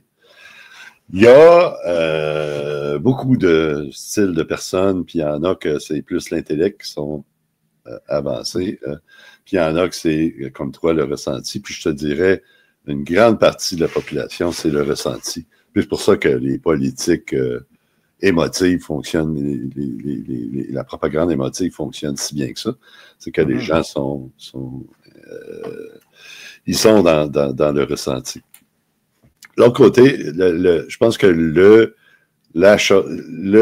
l'intellect, il ne faut surtout pas le diminuer parce que il est une des pièces importantes au puzzle. Il y a l'intellect, puis il y a l'intuition. Comme tu dis, je suis d'accord avec toi, puis c'est ça le but, c'est de croiser les deux, c'est d'avoir l'intellect qui est relié directement avec le cœur. Right? L'intellect tout seul, t'es juste un ordinateur. Le cœur tout seul, t'es juste un animal. Si tu relis les deux, tu deviens un vrai philosophe. Puis c'est ça le but qui est enseigné dans toute la philosophie. Ce n'est pas d'être que dans l'intellect, parce que tu ne vas être qu'une machine froide, sans cœur, sans émotion, mais si tu es capable de marier les deux, c'est ça que je critique de ton post, c'est que tu ne vas que du côté que tu aimes le plus, qui est le ressenti. Et tu fais de l'intellect quelque chose qui n'est pas nécessaire, tandis que les deux sont nécessaires. Voilà. Mais écoute, c'est bon, merci beaucoup. Merci Stéphane, c'est très intéressant. Je suis pas d'accord, mais c'est très intéressant. Non, mais moi, je ne suis pas d'accord non plus, mais je comprends ce que tu dis, mais le pose d'Amélie, indirectement, ben, ça fait réfléchir l'intellect, le côté intellect des gens, comme ça. Donc, c'est ça le paradoxe. C'est ça le paradoxe, parce qu'Amélie est dans l'intellect en même temps, mais elle a dénigré l'intellect. Non, je ne dénigre pas. Ben, non, elle ne dénigrait pas, mais je comprends le sens qu'elle est vers le côté, la conscience, l'émotion et autres. Et je pense que les deux sont nécessaires à explorer. Absolument. Comme dans le fond, Amélie, là, c'est parce que là, si Platon a écrit son livre du côté intellect, toi, il faut que tu écrives maintenant ton livre du côté de l'émotion, du côté du sens, du ressenti. Je pense qu'après ça, on ferait un mix des deux. Un beau mix. Mais c'est parce que je comprends ce que tu dis, Stéphane, ça a vraiment du bon sens. Là, ça prend le mix des deux, mais c'est parce que tu confonds le côté émotif, parce que tu sais, quand tu dis on va souvent chercher le côté émotif de la population, moi, je parle pas ça. Je parle vraiment de l'intelligence intuitive, l'intelligence spirituelle. Puis je reviens encore à Philippe Guillemant, parce que lui, il est hot. Franchement, si vous ne le connaissez pas, explorez Philippe Guillemant, parce que lui, il a tout compris, puis il est vraiment dans la science du futur. Puis comment créer des lignes temporelles, puis la façon qu'il explique, en tout cas, bref, puis j'ai vu une vidéo de lui récemment qui disait quand il était parce que c'est un physicien, quand il était juste dans l'intelligence, tu sais, dans son intellect, il trouvait pas. Puis c'est quand il a commencé à se connecter plus à son intelligence intuitive que là, il a arrivé aux conclusions de ses recherches, il arrivait à des conclusions. Ça vient à ce que je dis. Oui, mais mon tweet n'est pas pour dénigrer du tout l'intellect, plus les intellectuels, les intellos. C'est que certains, moi, ce que j'observe en ce moment, c'est tu parlais d'Alexis, là. Hein? Tu parlais d'Alexis. Je parle pas d'Alexis. Ben, ça peut être Alexis, mais il y en a plein. Tu sais, en ce moment, je vois des gens qui observent la patente, qui observent tout ce qui se passe. Puis, tu sais, plusieurs ont répondu en parlant des moutons. Moi, je parle plus des moutons, là. Les moutons blancs qui n'ont pas allumé pendant la COVID, moi, ils ne font plus partie de quand je parle, quand je fais des tweets. C'est comme eux, là, c'est des cas désespérés. Mais je les aime bien quand même. Hein? J'ai des amis encore qui sont dans cette espèce d'écosystème, puis je trouve ça fascinant.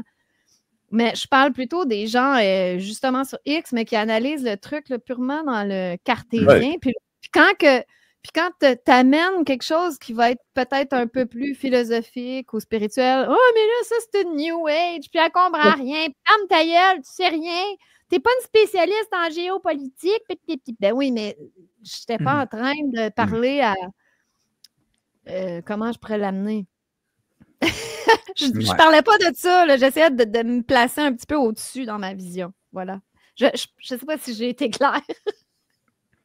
Mais, un peu. Mais on fera d'autres pauses. On fera d'autres. On ira écouter dans toute franchise. Je pense que vous allez avoir une belle émission qui s'en vient dimanche. Vous pourrez explorer ça aussi. Écoutez, c'est fantastique. Et le temps a passé vite. Ça, c'est une image. Finalement, juste pour votre info, on a pogné un autre cap aussi. Pas celui. Je sais que c'est difficile des fois d'avoir tout le monde. C'est l'été qui s'en vient. Mais on est quand même 1000 porteurs de flambeaux, messagers d'amour et gardiens de la vérité. 1000 live en direct présentement. Wow. Et plus, en fait, et plus. Bravo. Merci tout le monde. Écoutez, Amélie et Stéphane, ça me fait plaisir de vous recevoir. Merci d'avoir accepté l'invitation. C'était le fun. Merci. Toujours un plaisir de parler avec vous. Puis merci de venir quand on t'invite aussi. Je pense que t'es passé, t'es venu 2, 3, 4 fois. Je pense une carte chouchou, toi, Daniel, tu peux venir quand tu veux. Oui, c'est ça. Oui, ça va me faire plaisir d'y retourner, évidemment. et beaucoup de projets qui s'en viennent.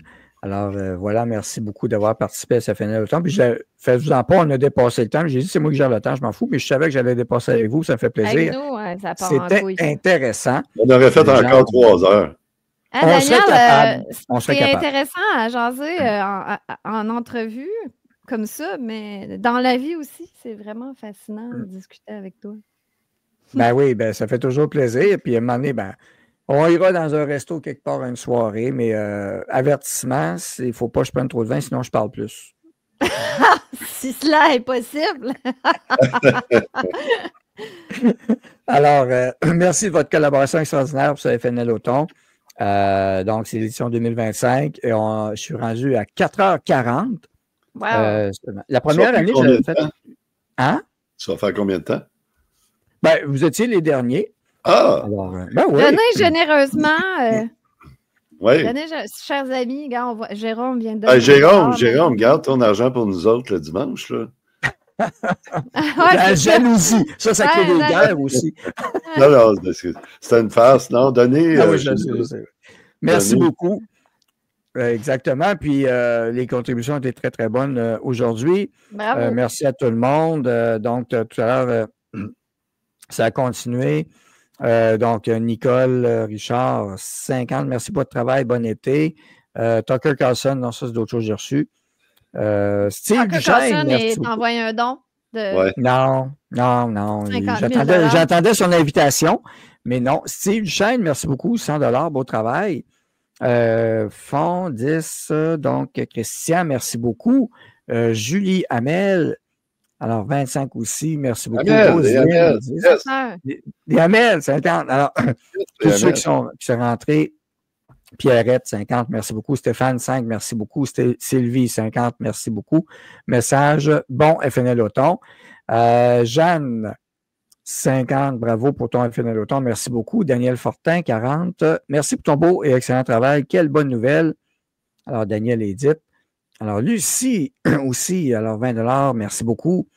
Je lis les messages en même temps, je vais vite. 100 $, merci beaucoup. Carly, merci beaucoup, énormément. Et ça continue. Cathy, 50.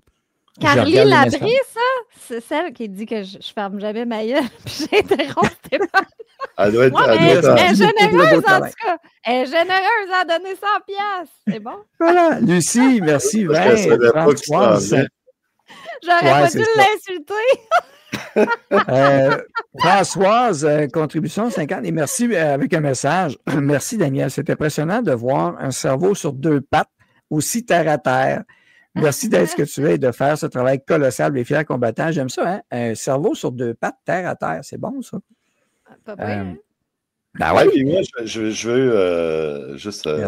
Alain et Jocelyne, merci beaucoup. Dans ça, c'est important. Merci à ceux qui contribuent. Ça a l'air de rien, mais ça nous aide à continuer. Ça t'aide à continuer. Exact. Parce que c'est pas payant. Là, YouTube, on se fait peut-être, je sais pas, 40 $ par semaine en pub. Ah oui, c'est à peu près ça. C'est pas... on n'est pas aux États-Unis, hein? Non, c'est ça. Hein? Merci Daniel Valriev aussi.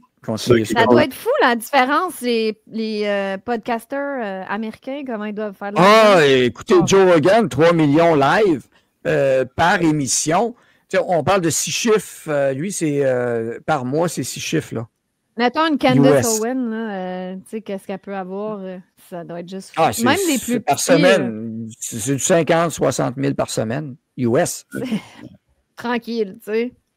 Bon, non, mais c'est ça la différence entre le Québec. Puis, n'oubliez pas une chose, c'est extraordinaire parce que nous sommes 9,1 millions, dernier chiffre. Dans le 9,1 millions, ça, c'est comme l'État de la Virginie seulement. Quand tu es un podcasteur aux États-Unis, puis tu ramasses 500 000 de portée, c'est énorme, mais c'est très peu aussi. Parce que c'est 500 000 sur un bassin de 333 millions. Nous, ça paraît mais Daniel, il faut dire une chose, qui n'ont pas le même shadow ban, je crois, là-bas. Ici, c'est spectaculaire. Là. Exact. Oui, et je l'ai testé. De dôme qu'on nous met sur nous, là, parce qu'au début de la pandémie, tout le monde, c'était bien plus florissant, puis ça grandissait, puis c'était exponentiel. Hey! Là, maintenant, c'est... Valérie Ève Arguin là, a dit il faut juste parler en anglais et c'est payant. J'ai reçu un courriel de YouTube cette semaine qui me disait qu'à partir de maintenant, tous nos vidéos vont être doublées dans plusieurs autres langues. Oh! Oui, mais je pense pas qu'ils vont quand même sortir de notre écosystème. Donc, c'est genre, tu sais, ça serait bien parce que ça pourrait être écouté partout. Mais non, mais j'aime ça. C'est parce que le Canada a la mainmise sur ces plateformes-là en passant avec des lois. Nous, on n'est pas exposés. Oui, c'est ça. Au Canada, c'est dégueulasse. J'ai hâte d'entendre Amélie parler chinois. Ben oui, mais il n'y a pas un doubling, c'est des sous-titres. Non, ça va être parole. Tu me niaises? Ah, la parole! Oui, c'est doublé. C'est magique, ça! C'est pas les sous-titres. Wow! Hey, Léa est formidable. C'est rendu que les gens veulent se marier avec ChatGPT. Fait que j'ai hâte de voir nos traductions. Parce que j'ai déjà testé. Ils l'ont. Puis ils font les bouches en même temps. Donc, non, tu me niaises, fait qu'on va vraiment. Non, mais ça, on l'avait testé, Amélie. Amélie, on l'avait testé l'année passée avec Dominique, avec FNL. On avait pris un extrait. Et oui, le petit extrait qu'on avait testé, je te jure, je te le fais jouer en anglais, puis tu penses vraiment que c'est moi qui parle en anglais. Avec nos voix. Avec nos voix. Ouais. Oui. Ah oui, Léa imite notre voix, notre ton de voix. Oui, il y a besoin de 5 minutes. Il y a besoin de 5 minutes de nos vidéos pour amasser l'ensemble de nos traits faciaux et autres et de nos intonations. Puis écoute, puis ça roule. Fait que là, on s'entend que ça pourrait être phénoménal. Le problème, c'est qu'on ne sera pas plus suggéré dans l'algorithme. Ben, peut-être que, comme toi, comme toi qui s'en va en Suisse pour faire des spectacles, peut-être qu'on va pogner au Japon. Oui. Peut-être, ça serait malade. Mais d'ailleurs, j'ai des chansons, moi, tu sais, que je reçois des redevances parce que c'est mes chansons. Puis, à un moment donné, j'avais comme 300$ dans une espèce de label musique, si on veut. Mais c'est quoi ça? Puis c'était comme en Inde, puis au Pakistan, qui ont pris une de mes tunes sur un reel ou je sais pas quoi, puis ça a pété à une couple de millions de vues. Fait que ça m'a donné 300$. Ben, écoute, puis Amélie, puis Stéphane, en passant, si vous avez besoin de VPN, via IMT.ca boutique, VPN Surfshark, code promo FNL News, parce qu'avec les VPN, depuis que j'ai des VPN, c'est quand même moins pire, moins de censure. Ah oui? Oui, ben oui, parce que tu peux envoyer ton VPN par les États-Unis si tu veux, tu sais, fait que tu passes par les États-Unis ou à d'autres pays qui n'ont pas la censure et les lois de censure, elles. Alors, ça te prend ça sur ton ordi, Stéphane, pour le mettre aux États-Unis. On va peut-être avoir tous besoin de VPN bientôt. Tout le monde devrait en avoir actuellement. Parce que là, si c'est comme du Canada, c'est bon, rien. C'est devenu ridicule. Exactement. Alors, quelqu'un me demandait le mot de passe. Normalement, pour information, c'est automatique, mais si vous avez besoin du mot de passe, écrivez celui-ci. Et 2022, pourquoi? C'est l'année de fondation de FNL News. Alors, voilà, tout simplement. Alors, merci beaucoup tout le monde. Alors, écoutez, c'était extraordinaire de vous avoir, puis je suis content. C'est la première fois que moi, je vous ai sur ma plateforme, puis j'espère pouvoir le refaire une autre fois avec vous. Puis bien sûr que ça me fait plaisir de retourner à votre émission en toute franchise. Et en gros, donc, en toute franchise, en fin de semaine, c'est déjà enregistré ou ça va être en direct?